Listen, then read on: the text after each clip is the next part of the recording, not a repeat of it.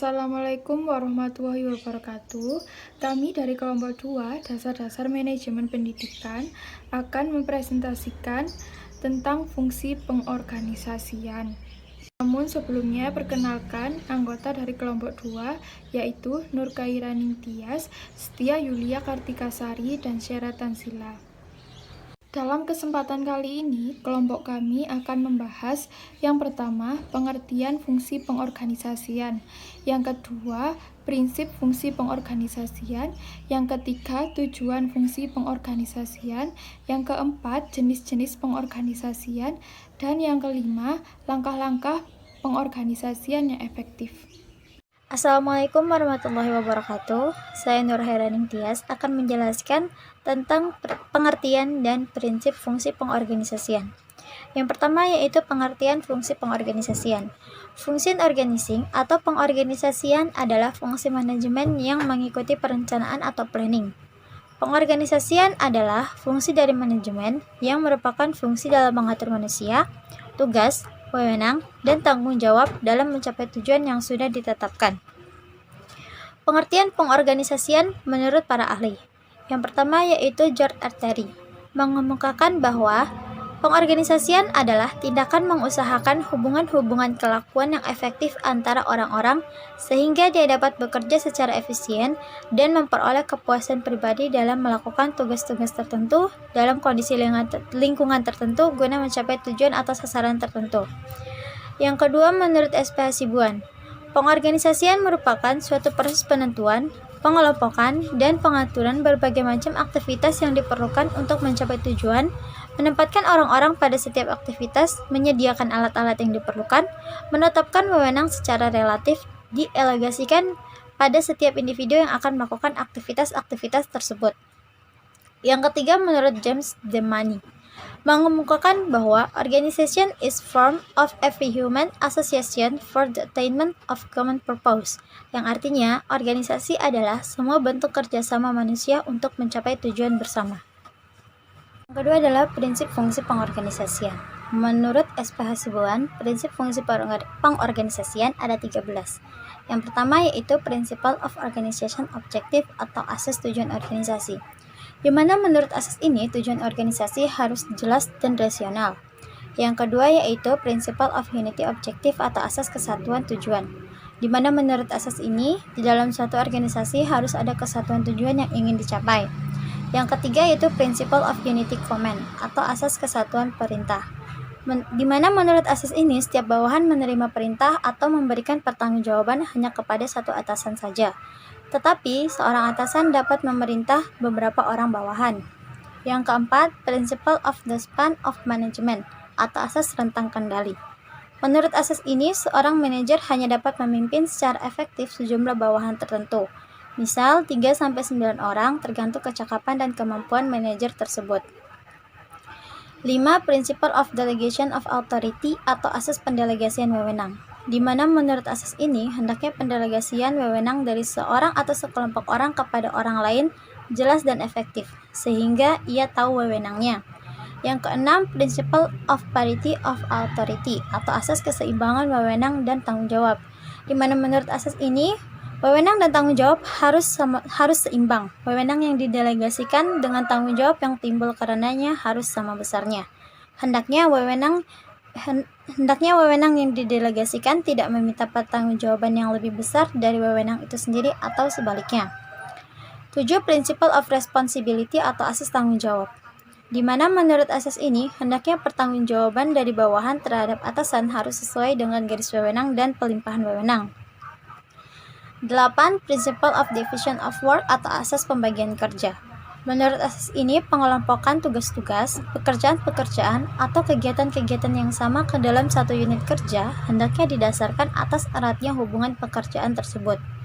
9. Principle of Personnel Placement atau asas penempatan personalia. Menurut asas ini, hendaknya penempatan orang-orang pada setiap jabatan harus didasarkan atas kecakapan, keahlian, dan keterampilannya. 10. Principle of Scalar Chain atau asas jenjang berangkai. Menurut asas ini, hendaknya saluran perintah atau wewenang dari atas ke bawah harus merupakan mata rantai vertikal yang jelas dan tidak terputus-putus, serta menempuh jarak terpendek. 11. Principle of Efficiency atau asas efisiensi, di mana menurut asas ini suatu organisasi dalam mencapai tujuannya harus dapat mencapai hasil yang optimal dengan pengorbanan tersedia. 12. Principle of Continuity atau asas kesinambungan. Organisasi harus mengusahakan untuk menjamin kelangsungan hidupnya. Yang 13. Principle of Coordination atau koordinasi. Asas ini merupakan asas tindak lanjut dari asas-asas lainnya.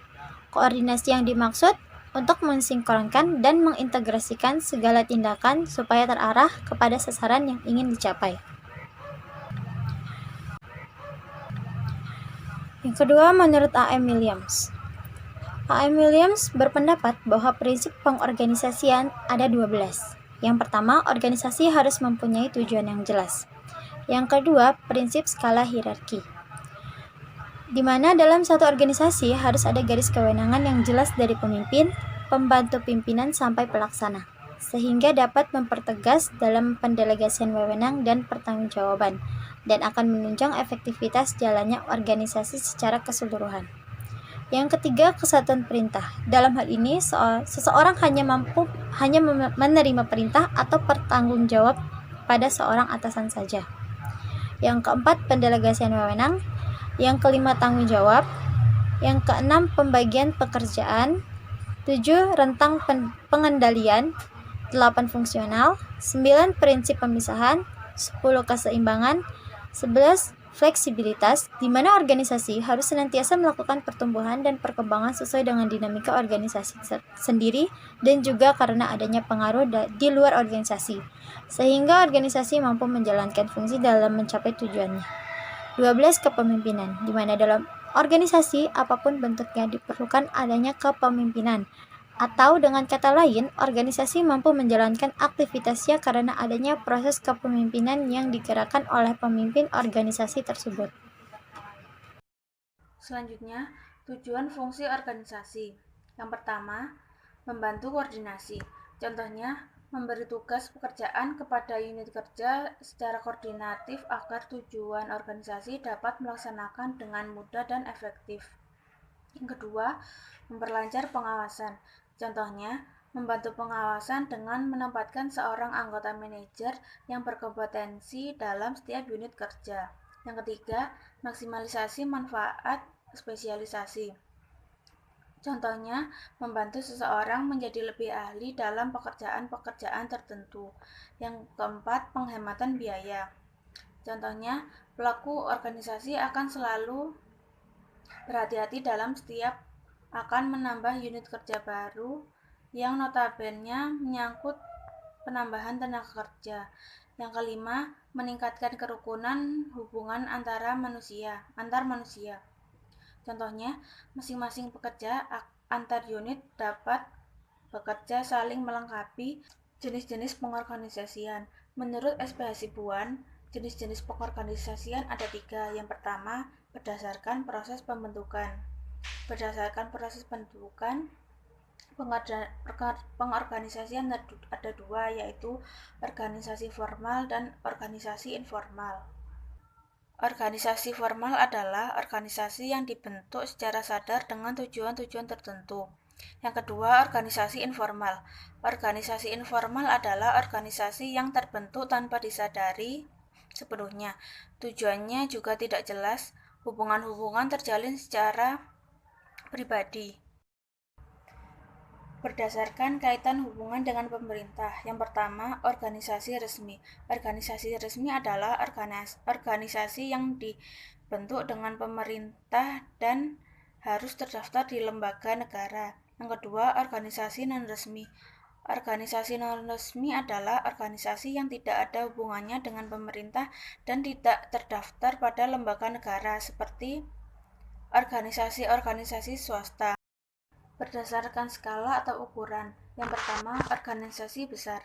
Organisasi besar yaitu setiap anggotanya tidak dapat berinteraksi secara langsung, tetapi sebagian besar dapat dikumpulkan dalam satu tempat pada waktu tertentu. Yang kedua, organisasi sedang. Organisasi sedang merupakan organisasi yang anggota tetapnya cukup kecil, sehingga anggota-anggota penting dapat berinteraksi secara langsung. Yang ketiga, organisasi kecil. Organisasi kecil merupakan organisasi yang anggotanya dapat berinteraksi secara langsung.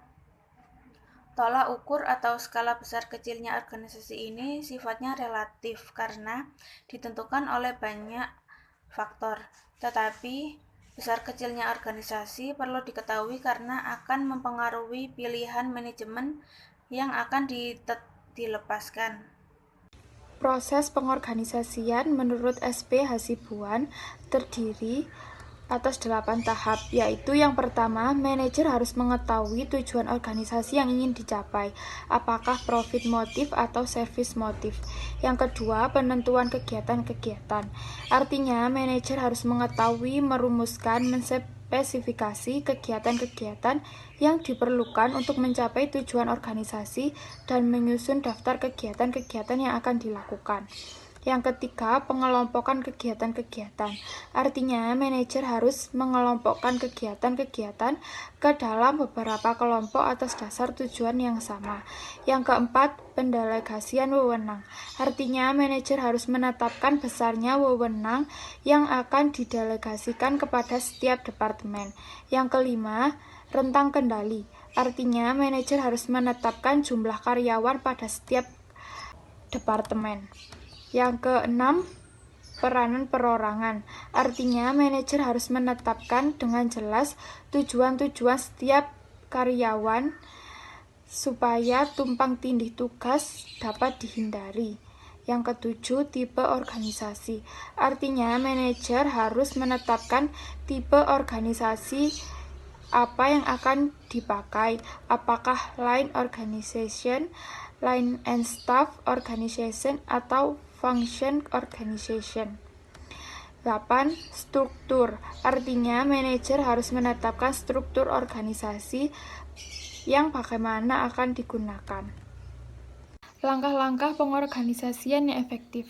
Menurut Stoner, langkah-langkah pengorganisasian terdiri dari 5 langkah, yaitu yang pertama, merinci seluruh pekerjaan yang harus dilakukan untuk mencapai tujuan organisasi. Yang kedua, membagi beban kerja ke dalam kegiatan-kegiatan yang logis dan memadai yang dapat dilakukan seseorang atau sekelompok orang. Yang ketiga, mengkombinasi pekerjaan anggota perusahaan dengan logis dan efisien.